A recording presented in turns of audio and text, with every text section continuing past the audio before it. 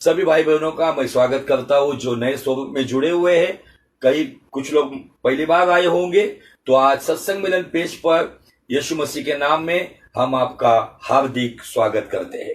आइए, जिस विषय पर हम अध्ययन कर रहे, आज लगभग उसका ये 5वां भाग है और परमेश्वर निश्चय ही हमारे जीवन में अद्भुत काम करेगा। तो आइए, जिस विषय पर हम अध्ययन कर रहे, उस विषय के लिए जिस वचन का हमने चुनाव किया है वो वचन है इब्रानी का किताब, उसका 12 अध्याय और वचन 1। गौर से सुनिए। इस कारण जबकि गवाहों का ऐसा बड़ा बादल हमको घेरे हुए है, तो आओ हर एक रोकने वाली वस्तु और उलझाने वाले पाप को दूर करके वह दौड़ जिसमें हमें दौड़ना है, धीरज से दौड़े। हमारे जीवन में यीशु पर विश्वास करने के साथ, उद्धार का अनुभव प्राप्त होने के साथ हमारे जीवन में बहुत सारी बातें हमें मिलती है। किसी को छुटकारा मिलता है, किसी को चंगाई मिलती है, किसी को नाना प्रकार के बंधनों से छुटकारा मिलता है, किसी को बरकत भी मिलती है। लेकिन इससे अधिक बात हमें इस वचन में पता चलती है। बाइबल कहती है कि जबकि गवाहों का ऐसा बड़ा बादल हमको घेरे हुए है, जो यीशु के द्वारा उद्धार पाया हुआ व्यक्ति है, उसके चारों ओर गवाहों का एक ऐसा बड़ा बादल है जिससे वो व्यक्ति घिरा हुआ है। इसका एहसास उसे होना चाहिए।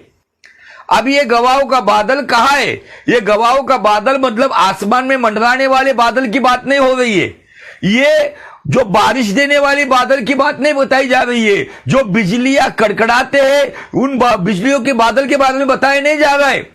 ये वो बादल है जिसमें गवाह लोग हैं, जिसमें विश्वास के महावीर है, जिसमें परमेश्वर की चुनी हुई संतान है, जिसमें परमेश्वर के अलौकिक काम करने वाले परमेश्वर के जो समर्पित लोग हैं। अब ये कहा है गवाहों का बादल? तो इब्रानी का 11 अध्याय शुरुआत स्वयं परमेश्वर से होती है। उसके बाद हाबिल से लेके तो शहीद होने वाले चेलों तक ये बातों का विवरण हमें इब्रानी का 11 अध्याय में मिलता है। अब गवाहों का ऐसा बड़ा बादल यहां वहां नहीं है। गवाहों का ऐसा बड़ा बादल आपके पास इब्रानी का 11 अध्याय को यदि आप उसके ऊपर मनन करोगे तो आपको उसमें जितने भी परमेश्वर के दास दासी है, जो भले ही शारीरिक दशा में प्रभु में सो गए हैं, लेकिन उनके काम, उनकी गवाही, उनका चरित्र, उनका विश्वास, उनके युद्ध, उनका सभी प्रकार की बातें आज भी आपसे और मुझसे बातें करती है। इसलिए यहां पे इब्रानी का लेखक कहता है गवाहों का ऐसा बड़ा बादल जिससे हम सब भाई बहन जो यीशु पर विश्वास करते हैं, वे सारे भाई बहन हम ऐसे बड़े गवाहों के बादल से घिरे हुए हैं। तो इस बात का एहसास रखते हुए वो कहता है आओ। यीशु मसीह भी कहता है आओ हे बोझ से थके हुए लोग, मेरे पास आओ, मैं तुम्हें विश्राम दूंगा। यहां पर भी बताया गया है आओ। आपको उत्साहित किया जा रहा है, आपको प्रोत्साहित किया जा रहा है, आपको इस वचन से निमंत्रित किया जा रहा है कि आओ, आप गवाहों के बादल से घिरे हुए लोग हो, लेकिन आओ, आपको यहां पर वो बता रहा है हर एक रोकने वाली वस्तु। किधर रोकने वाली वस्तु? परमेश्वर के साथ चलने के लिए रुकावट बनने वाली वस्तु, परमेश्वर की आत्मा में बढ़ने के लिए, अभिषेक में बढ़ने के लिए रोकने वाली वस्तु। फिर मेरे जीवन का एंटरटेनमेंट, मनोरंजन क्यों ना हो, मेरी दोस्ती यारी क्यों ना हो, मेरी सभी प्रकार की शानो शौकत क्यों ना हो, और उससे भी अधिक आज जिस मोबाइल से हम लाइव आए हैं, ये मोबाइल ये भी एक रोकने वाली वस्तु है, क्योंकि इतना समय हम उसको दे देते हैं, उससे बहुत ही कम समय, कभी कभी हम परमेश्वर को नहीं तो कभी कभी नहीं, हमेशा कुछ लोग देते, थोड़ा थोड़ा परमेश्वर को और ज्यादा रोकने वाली वस्तु को। ऐसी कौन सी रोकने वाली वस्तु है जो आपको आपकी आत्मिक बढ़ोतरी के लिए रुकावट बन रही है? कलाम पाक कहता है, आओ हरेक रोकने वाली वस्तु, और आगे दिया है उलझाने वाले पाप को दूर कीजिए। आज गवाहों का ऐसा बड़ा बादल, उसमें विश्वास के महावीर हमें दिखते हैं, जिनके बारे में हम अध्ययन कर रहे हैं। यह बहुत लंबा चलने वाला संदेश है, यह बहुत लंबा चलने वाला विषय है, जिसके द्वारा प्रभु आपको बहुतायत से आशीषित करेगा, यह पूरा यकीन है मुझे। बाइबल यहां पे कहती है, यदि हमें एहसास है कि गवाहों का ऐसा बड़ा बादल, जिससे यदि हम घिरे हुए हैं, तो हमें दो बातों पर ध्यान देना है। यदि हमें अनंत जीवन की दौड़ दौड़नी है, तो यदि अनंत जीवन की दौड़ में आपको और मुझे दौड़ना है, तो दौड़ने से पहले आपके जीवन में जिस प्रकार का भी बोझ हो, रोकने वाली वस्तु का बोझ हो या उलझाने वाले पाप का बोझ हो, उस बोझ को दूर कीजिए। और आगे वो कहता है, वह दौड़ जिसमें हमें दौड़ना है, इस दौड़ से कोई पीछे हट नहीं सकता, जिसमें आपको एट एनी कॉस्ट, हर कीमत पर दौड़ना है। अब ये दौड़, ये दुनिया की रफ्तार वाली दौड़ नहीं है, ये तेजी से फास्ट रेस नहीं है, ये वो रेस है। इस रेस में बताया गया है कि जो दौड़ हमें दौड़ना है, उसमें धीरज से दौड़ो। इसमें आपको यहां पर किसी व्यक्ति के साथ तुलना करते हुए या उसके साथ संघर्ष करते हुए आपको विनिंग पोस्ट पर पहुंचना नहीं है। तो आपको आपके जीवन में एक धीरज की दौड़ दौड़नी है।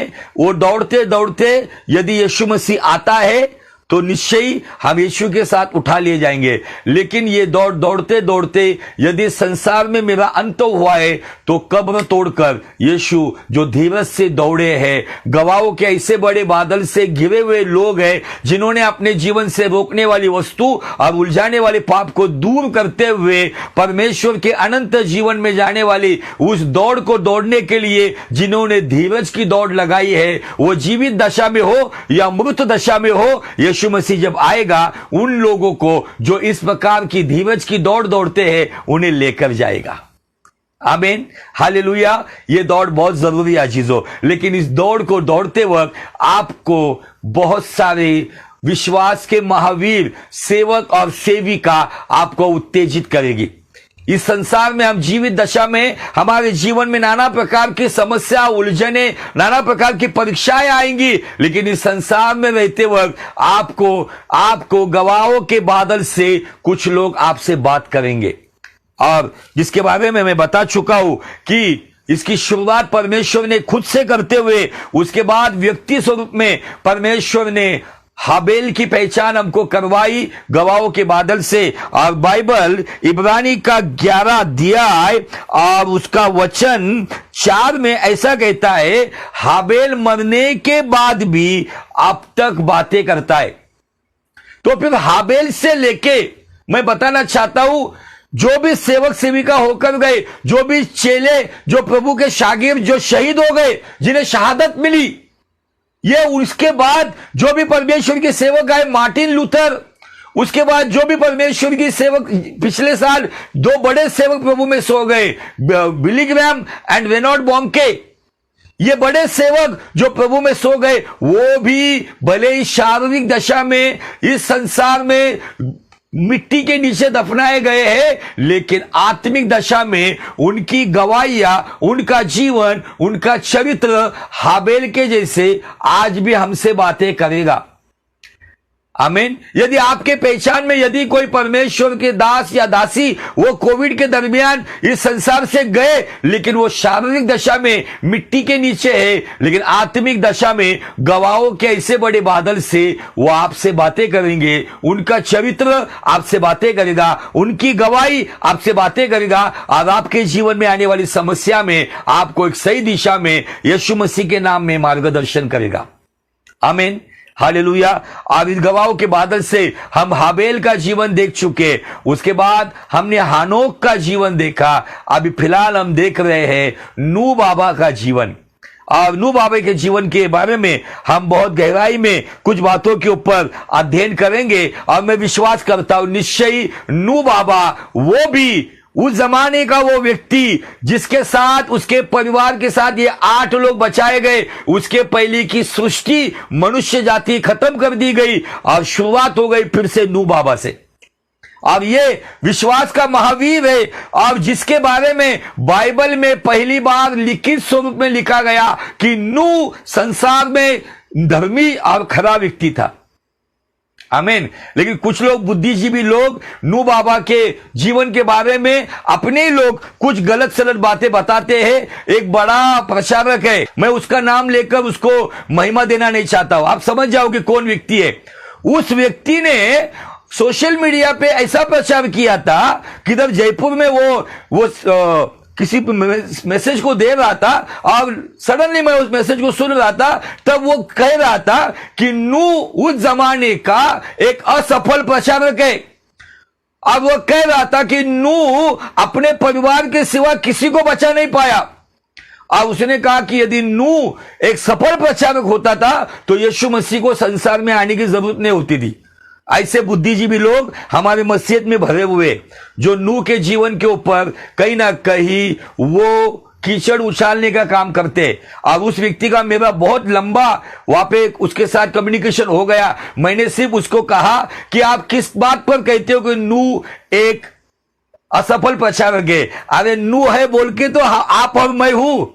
नूह के द्वारा एक जनरेशन, एक पीढ़ी की शुरुआत हो गई, इसलिए आप और मैं है। नूह नहीं होता तो आप और मैं कहां होते थे? परमेश्वर नूह को भी अगर खत्म कर देता था तो हम कहां होते थे? तो बहुत सारी बातें वो अपनी बुद्धि की बातें बता रहा था। मैंने सिर्फ उसको यहेजकेल का 14:14 इस वचन को उसको भेज दिया। उसको कहा कि यदि आपके ख्याल से नूह असफल प्रचारक है तो यहेजकेल 14:14 में पहला नाम आता है नूह, उसके बाद आता है दानियेल और अय्यूब। परमेश्वर कहता है ये 3 लोग भी संसार के अंदर रहेंगे तो वो मेरे लिए काफी है, वो अपने धार्मिकता के कामों से बचाए जाएंगे। Hallelujah, praise the Lord. कोई बात नहीं, ऐसे बहुत सारे लोग हमारे इर्द गिर्द है, लेकिन हमें इस बात का भी ध्यान रखना चाहिए कि हमारे चारों ओर गवाहों का ऐसा बड़ा बादल है जिससे हम घिरे हुए हैं। उन गवाहों के बादल से हाबिल बात करता है, हनोक बात करता है, नूह बात करता है, अब्राम बात करता है, सारा बात करती है, इसहाक बात करता है, याकूब बात करता है, यूसुफ बात करता है, मूसा बात करता है, यहोशू बात करता है, दानियेल बात करता है, दाऊद भी बात करता है। हालेलुया। ये सारे शारीरिक दशा में मिट्टी के नीचे दफन है, लेकिन गवाहों के बादल में यदि हाबेल हजारों साल से अगर हमसे बात कर रहा है तो निश्चय दाऊद भी बात करेगा। आमीन। ऐसे गवाहों के बड़े बादल से घिरे हुए आप बहुत एंजॉय करोगे इस मैसेज में, क्योंकि जब भी आपको जरूरत होगी, जब भी आपके जीवन में जो समस्या होगी, उस समस्या को लेकर जब आप गवाहों के बादल में ढूंढना शुरू करोगे, अगर आप विश्वास में कमजोर है तो अब्राहम आपको विश्वास का बात सिखाएगा। यदि आपके जीवन में कहीं ना कहीं परीक्षा आ रही है तो यूसुफ आपको आपके उस जीवन में बताएगा। उसके अंदर गवाहों के बादल में एक परमेश्वर ने एक स्त्री का जिक्र किया है, वो है राहाब। उस स्त्री को दुनिया ने कलंकित और तुच्छ जाना, लेकिन यह स्त्री यीशु मसीह की वंशावली में आकर यह स्त्री भी प्रभु में सो गई है, लेकिन वो भी हमसे बातें करती है, सारा भी हमसे बातें करती है। आमीन, हालेलुया। ये बहुत ही इंटरेस्टिंग टॉपिक है जिसके द्वारा आप आशीषित होंगे। तो आइए ज्यादा समय ना गवाते हुए हम नूह के बारे में गवाहों के बादल में क्या लिखा है, इब्रानी का 11 अध्याय और वचन 7 गौर से सुनिए।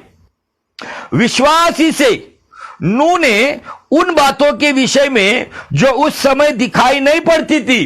कौन सी बात दिखाई नहीं पड़ती थी? बारिश, बाढ़, जल प्रलय, आकाश के सोते फूटना, समंदर के जल के सोते को फूटना, ये बातें, ये बाढ़ और बारिश का किसी को पता भी नहीं था। ये बातें परमेश्वर ने नूह बाबा को बताई तो बाइबल कहती है कि उसने वो चेतावनी पाकर, मतलब नूह के अंदर एक बात हमको दिखती है, नूह ने परमेश्वर की बातों को हल्के में नहीं लिया।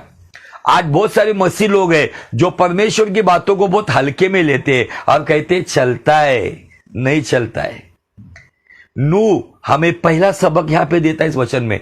उसने परमेश्वर की बातों को केवल बातें नहीं समझी, तो परमेश्वर की बातों को चेतावनी समझा, और चेतावनी समझकर उसने उस जमाने में लोगों के सामने उसने परमेश्वर के न्याय के बारे में भी प्रचार किया, और उसके साथ साथ अपने बच्चों के साथ वो जहाज बनाने का काम कर रहा था। बाइबल कहती है चेतावनी पाकर भक्ति के साथ अपने घराने के बचाव के लिए जहाज बनाया। उसके ऊपर सब हंसी मजाक उड़ा रहे थे, उसका मजाक उड़ाया था, उसको ठट्टों में उड़ाया था, बूढ़ा सतिया गया ऐसा बोला होगा लोगों ने। लोग अपने जीवन में जी रहे थे, लेकिन नूह इस चेतावनी को लेकर वो अपने परिवार को भी ये बातें बता रहा था। उसके परिवार ने उस पर विश्वास किया, उसके बच्चों ने विश्वास किया, उसके बहुओं ने विश्वास किया, उसकी पत्नी ने विश्वास किया, लेकिन संसार ने विश्वास नहीं किया। लेकिन इस बात को उसने चेतावनी समझकर अपने परिवार के बचाव के लिए बाइबल कहती है भक्ति के साथ उसने अपने घराने के लिए जहाज बनाया। और बाइबल कहता है उसके द्वारा मतलब किसके द्वारा? दो बातें इसमें। नंबर एक, जल प्रलय के द्वारा, और बनाए हुए जल प्रलय के अंदर जो जहाज तैर रहा था उस जहाज के द्वारा बाइबल कहता है उसने संसार को दोषी ठहराया। आप और मैं भी इस संसार में है, हम यीशु मसीह के बारे में बोलते तो हमारा मजाक उड़ाया जाता है, हमारा ठट्टा उड़ाया जाता है। यीशु मसीह आने वाला है, न्याय करने वाला है, उसके बारे में हम बोलते तो हमारा मजाक बनाया जाता है। लेकिन मैं आपको बताना चाहता हूं उसी के द्वारा, उसी सुसमाचार के द्वारा आप भी एक समय आएगा संसार को नूह के समान दोषी ठहराओगे, क्योंकि यीशु मसीह वो उद्धार का जहाज है। जितने उस उद्धार के जहाज में नूह के जमाने में केवल 8 ही लोग गए और जानवर गए, लेकिन हमारे जमाने में जो कोई उस पर विश्वास करेगा, हृदय में विश्वास करेगा कि वो जीवित परमेश्वर है, जिसको उद्धार का अनुभव मिला है, वो जीवित हो या मृत दशा में हो, वो उद्धार के जहाज में है, उस पर दंड की कोई आज्ञा नहीं आएगी। हालेलुया। बाइबल बहुत सुंदर बातें यहां पे कहती है। और उस धर्म का वारिस, ये धर्म मतलब मसीह धर्म नहीं, यहूदी धर्म नहीं, ये राइचियसनेस के बारे में बताया जा रहा है, यह धार्मिकता के बारे में बताया जा रहा है। धर्म का वारिस हुआ जो विश्वास से होता है। ये नूह बहुत अद्भुत व्यक्ति हमें दिखता है। ये नूह बाबा हमें बहुत अच्छा संदेश देता है। आप देखो 120 सालों तक उसने इन बातों को किया, लेकिन लोगों ने विश्वास नहीं किया। शायद कुछ प्रचारक कहते कि वो असफल प्रचारक है, लेकिन मैं कहना चाहता हूं वो असफल प्रचारक नहीं, वो मायूस ना होने वाला प्रचारक है। उसने सारी दुनिया में आसपास सबको प्रचार किया, लेकिन किसी ने विश्वास नहीं किया, लेकिन वो मायूस नहीं हुआ। उसने लोगों के लिए प्रार्थना भी की होगी, लेकिन उसने परमेश्वर के उस न्याय को चेतावनी समझकर उसने उस बात पे यकीन करते हुए जानवरों के साथ जहाज में प्रवेश किया। उसने लोगों की बातों के ऊपर ध्यान नहीं लगाया। जब वो जहाज में जा रहा होगा, जानवर खुद ब खुद वहां पे आए। जानवर जब जहाज के अंदर जा रहेंगे तो लोग बोलते रहेंगे देखो सर्कस का तमाशा लग रहा है, बुढ़ाओ देखो उसके परिवार के साथ जा रहा है। लोगों ने हंसी मजाक उड़ाया, क्योंकि बाइबल कहती है यीशु मसीह के आने के समय को नूह के जमाने के साथ जोड़कर बाइबल कहती है। तो आइए एक वचन की ओर मैं आपका ध्यान थोड़ा सा आज आकर्षित करता हूं। मत्ती रचित सुसमाचार 24 अध्याय और वचन 37। Matthew chapter 24 verse 37। यीशु मसीह के उस आने के दिन के बारे में, वो दिन और नूह के दिन, उसके बारे में यहां पे जिक्र किया गया है, जिसका हेडिंग है जागते रहो। बाइबल यहां पे कहती है 36 से मैं आपके लिए पढ़ता हूं। उस दिन और उस घड़ी के विषय में कोई नहीं जानता, न स्वर्ग के दूत और न पुत्र, केवल पिता। जो दिन, जो न्याय का दिन, उसके बारे में कोई नहीं जानता, केवल पिता जानता है। अभी आगे देखो क्या लिखा है, जैसे नूह के दिन थे वैसा ही मनुष्य के पुत्र का आना भी होगा। क्योंकि जैसे जल प्रलय से पहले के दिनों में जिस दिन तक की नूह जहाज पर नहीं चढ़ा, उस दिन तक लोग खाते पीते थे, उनमें विवाह होते थे, और जब जल प्रलय आकर उन सबको बहा न ले गया तब तक उनको कुछ भी मालूम ना पड़ा। वैसे ही मनुष्य के पुत्र का आना भी होगा। हालेलुया। यीशु मसीह के आने के जो दिन है वो दिनों को नूह के दिनों के साथ जोड़ा गया। नूह के दिन मतलब ये अभी हमारे अंतिम दिन।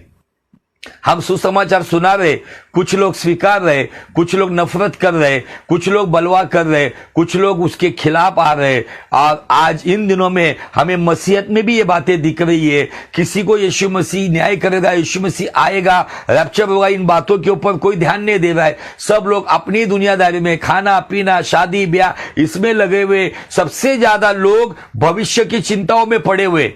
मेरा करियर क्या होगा, मैं कैसी नौकरी पाऊंगा, कितना पैकेज मुझे मिलेगा, मैं किस प्रकार का घर लूंगा, मेरी बीवी कैसी होगी, मेरा पति कैसा होगा, मेरी आमदनी कितनी होगी, मेरा पैकेज कैसा होगा। आज इन्हीं बातों में आज लोग पड़े हुए। इसलिए इब्रानी 12 कहता है, उलझाने वाली वस्तु शायद आपकी कमाई भी हो सकती है। उलझाने वाली वस्तु ये दुनियादारी की शोहरत और ये दुनियादारी की सभी प्रकार की आरामदायी बातें भी हो सकती है।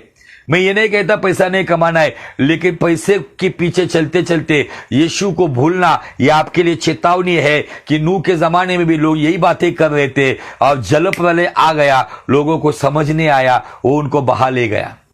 ये तुलना आज हमें गवाहों के बादल से हमें आज विशेषतः आज हमें नूह बाबा एक संदेश दे रहा है, मेरे बच्चों, गवाहों के बादल से मैं जिंदा हूं। हाबिल भी बात करता है, हनोक भी बात करता है, आज मैं बात कर रहा हूं। यदि अभी भी आपने परमेश्वर के पुत्र को अगर अपनाया नहीं है, यदि अभी भी हम परमेश्वर के वचन पर नहीं चल रहे, तो मेरे बच्चों आज एक पश्चाताप करो। और क्योंकि नूह बाबा में बता रहा है, उसके जमाने में लोग जहाज जब पानी में उठा लिया गया, लोग उस वक्त जहाज के पास दौड़े, लेकिन समय खत्म हुआ, क्योंकि बाइबल कहती है कि जहाज का दरवाजा अंदर से नहीं, परमेश्वर ने बाहर से बंद कर दिया है।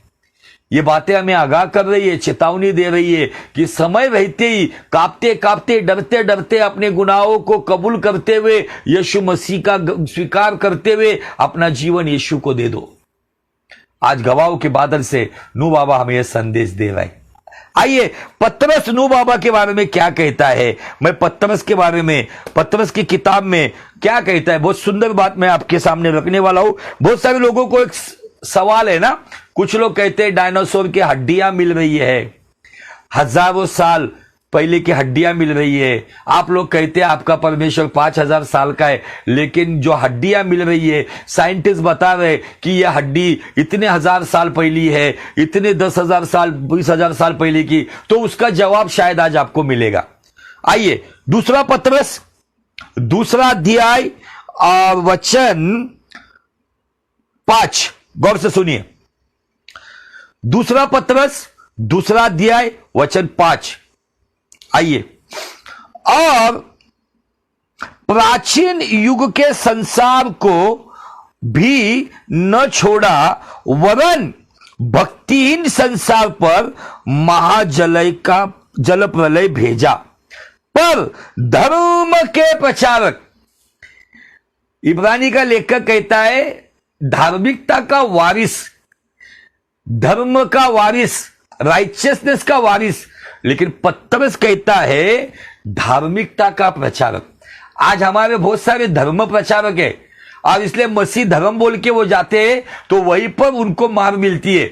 मैं आपको बताना चाहता हूं, पहली बात तो जो प्रचारक है वो ये बताए, हम मसीह धर्म पे विश्वास नहीं करते हैं, हम मसीह यीशु पर विश्वास करते हैं। यदि आप धर्म बताओगे तो आपको विरोध होगा, और यदि आप धर्म बोल के यीशु के पीछे चलोगे तो आपको नाना प्रकार की कर्मों में पड़ना पड़ेगा।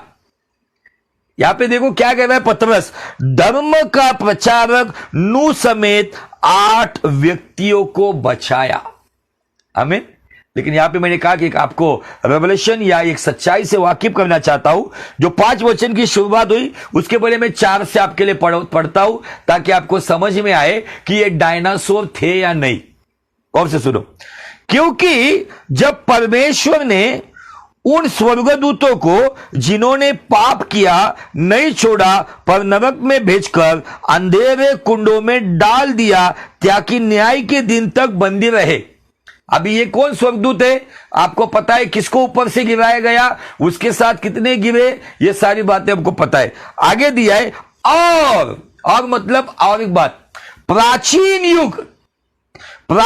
युग के संसार को भी ना छोड़ा, मतलब प्राचीन युग है उसका भी न्याय किया और उसका भी सर्वनाश किया। अब आगे दिया है, वरन भक्तिहीन संसार पर महाजल प्रलय। तो अभी यहां पे दो संसार का न्याय हुआ है। एक प्राचीन युग जो परमेश्वर ने इब्रानी का उत्पत्ति का पहला अध्याय एक में कहता है परमेश्वर ने आदि में सृष्टि की स्थापना की और पृथ्वी बेडौल थी। मुझे सवाल है इस बात का, जो परमेश्वर सृष्टि करता है वो बेडौल चीज बनाएगा क्या? बाइबल कहती है कि पृथ्वी बेडौल थी, शेपलेस, उसको आकार नहीं था, पृथ्वी अंधेरे में थी। ये क्या दर्शक है? उत्पत्ति का किताब का पहला अध्याय पहला वचन है, आपको समझ में आएगा। ये न्याय का चिन्ह है, ये न्याय का प्रतीक है, ये मनुष्य के जीवन को भी दर्शाता है। लेकिन जब परमेश्वर का शब्द यीशु मसीह, परमेश्वर का आत्मा जब एक साथ आ गए तो वो बेडौल पृथ्वी गोल बन गई, वो खाली पृथ्वी परमेश्वर के प्रकाश से भर गई, वो अंधेरी पृथ्वी तेजोमय हो गई। और यहां पे ये प्राचीन युग जो बेडौल था और उसमें कुछ जानवर परमेश्वर ने एक प्लान किया हुआ था, और वो प्लान परमेश्वर ने जब इन स्वर्गदूतों का न्याय हो गया तो उसे खारिज किया गया। तो ये प्राचीन युग का संसार, वही जो डायनासोर जैसे महाकाय जानवर लोग जानते, निश्चय वो थे। लेकिन प्रभु ने यदि नूह के जमाने में जितने जानवर जहाज के अंदर थे उतने ही बच गए, लेकिन जितने बाहर थे उनको खत्म कर दिया। ये प्राचीन युग में निश्चय ये जानवर थे जिसको परमेश्वर ने वो प्लान या उस प्रोजेक्ट को पूरी तरह से कैंसिल कर दिया। लेकिन ये भक्तिहीन युग, मतलब नूह के जमाने का युग, नूह के जमाने के लोगों को भक्तिहीन संसार कहा गया है। उस पर जल प्रलय के द्वारा न्याय करते हुए बाइबल कहती है धर्म के प्रचारक नूह के बारे में। आप नूह को किस प्रकार से जानते हो? नूह केवल प्रचारक नहीं है, तो नूह धार्मिकता का प्रचारक है, जो धर्मी जीवन में चलने के लिए सहायता करता है, और जिसके वजह से धर्मी जीवन हमें मिलता है। और जितने धर्मी जीवन जीने की दौड़ में जीवन जीते वही परमेश्वर के राज्य के वारिस होंगे। क्योंकि बाइबल यह भी कहती है याकूब की पत्री 5वां अध्याय में शायद 26 वचन में, धर्मी जन की प्रार्थना के प्रभाव से बहुत कुछ हो सकता है। और मैंने बहुत लंबा प्रचार धर्मी के ऊपर आपके पेज पे किया हुआ है। लेकिन आइए उत्पत्ति की किताब में चलते, नूह के बारे में। नूह ये पहला व्यक्ति है जिसके बारे में परमेश्वर ने एक बार नहीं 2 बार जिक्र किया है कि नूह किस प्रकार का व्यक्ति है। उत्पत्ति का किताब और उसका 6वां अध्याय और वचन 9, गौर से सुनिए। नूह की वंशावली यह है कि नूह धर्मी पुरुष और अपने समय के लोगों में खरा था, और नूह परमेश्वर ही के साथ चलता रहा। हनोक परमेश्वर के साथ चलता रहा, जो रिश्ते में उसका दादा या परदादा होगा नूह का। लेकिन बाइबल यहां पे बताती है उस समय के संसार में, उस समय का संसार पूरा गंदा था। मैंने पहले एपिसोड में बताया था नूह के बारे में जब बता रहा था, ये एनिमल सेक्स जो आज नाना प्रकार के पाश्चात्य देशों में हमें दिखती है, अफ्रीकन देशों में ये सारा गंदगी का काम चल रहा है। ये स्पिरिट नूह के जमाने में काम कर रहा था, और परमेश्वर ने इसीलिए केवल शुद्ध जानवरों को ही आज्ञा दी, और ये शुद्ध जानवर ही नूह के जहाज में गए, और जो अशुद्ध थे उनको खत्म कर दिया। बाइबल यहां पे कहती है कि नूह उस जमाने का धर्मी व्यक्ति था, परमेश्वर के नजरों में खरा था, और परमेश्वर के साथ साथ चलता था। भले नूह अपने समय में प्रभु में सो गया, लेकिन आज इब्रानी 12:1 के अनुसार गवाहों के बादल से नूह बाबा आपसे और मुझे बात कर रहा है, और कह रहा है कि धर्मी जीवन जीने की कोशिश करो। तुम्हारे लिए तो बहुत बेहतरीन बात है, तुम्हें धर्मी बनाने के लिए यीशु मसीह अधर्मी बना। तुम्हें धर्मी बनाने के लिए उस परमेश्वर ने अपने पुत्र का पवित्र लहू बहाया, और उसके लहू बहाने के द्वारा पौलुस कहता है हम विनामूल्य धर्मी हो गए, मुफ्त में धर्मी हो गए हैं। तो ये धर्मी जीवन जो हमें यीशु मसीह के लहू के द्वारा मिला है, उसको व्यर्थ मत करो। जो धर्मी जीवन जिएंगे, धर्मियों का ही पुनरुत्थान होगा। यीशु मसीह निश्चय ही अपने जमाने में पापियों के लिए आया था। गौर से सुनिए, यीशु मसीह निश्चय उस जमाने में पापियों के लिए आया था, लेकिन अब पापियों के लिए नहीं, अभी धर्मियों के लिए आएगा। फिर कुछ धर्मी कब्र से उठा लिए जाएंगे, कुछ धर्मी जीवित दशा में उठा लिए जाएंगे। आमीन। दूसरा एग्जाम्पल दूंगा मैं आपको, 7वां अध्याय उत्पत्ति का उसका 1 वचन। गौर से सुनिए। तब यहोवा ने नूह से कहा, तू अपने सारे घराने समेत जहाज में जा, क्योंकि मैंने इस समय के लोगों में, वो समय था, उस समय के लोगों को पतरस ने टाइटल दिया है भक्तिहीन संसार, जिनको कोई परमेश्वर से लेन देन नहीं थे। ये सारे नास्तिकवादी और केवल मौज मजा अय्याशिया करने वाले लोग थे। ये धर्म भक्तिहीन संसार के बारे में बताया गया है। उस समय के लोगों में केवल तुझी को अपनी दृष्टि में धर्मी पाया है। आमीन। मैं आज भी मैं नूह का जीवन खत्म नहीं करूंगा। नूह का प्रचार के बारे में, नूह के जीवन के ऊपर का प्रचार खत्म नहीं करूंगा। अगले एपिसोड में और कुछ बातें मुझे नूह के जीवन से बतानी है, और निश्चय परमेश्वर आपको उसके द्वारा आशीषित करेगा। नूह बाबा आज गवाहों के बादल में इब्रानी 11:7 में चेतावनी पाकर भक्ति के साथ अपने परिवार के लिए जहाज बनाता है, और उसी जहाज और जल प्रलय के द्वारा उसने उस समय के भक्तिहीन संसार को दोषी ठहराया, और धर्मी व्यक्ति के बारे में उसका जिक्र किया गया है, वो धार्मिकता का वारिस भी बन गया। विश्वास से उसे ये सारी बातें मिली है। तो आज हमारे लिए क्या सीख है? आज नूह के जीवन से हमें क्या सीखने को मिलता है? नूह का जीवन जो परमेश्वर की बातों को हल्के में नहीं लेता है, परमेश्वर की बातों को चेतावनी समझकर परमेश्वर के साथ साथ चलता है। आज आपके जीवन में भी नूह के समान, उच्च चरित्र के समान, धर्मी चरित्र के समान, खराई के जीवन के समान और परमेश्वर के साथ चलने वाला जीवन लेकर, भले ही न्याय कभी भी हो, यीशु मसीह कभी भी आए, मैं जीवित हूं या जिंदा हूं, मुझे डरने की कोई बात नहीं है। नूह का जीवन मुझे बताता है, प्रभु उस वक्त नूह को जहाज बनाना पड़ा, लेकिन हमारे लिए पिता ने अपने पुत्र का जहाज बनाया है, यीशु का उद्धार का जहाज बनाया है। जितने मसीह यीशु में, रोमिया 8:1 कहता है, उन पर दंड की कोई आज्ञा नहीं है।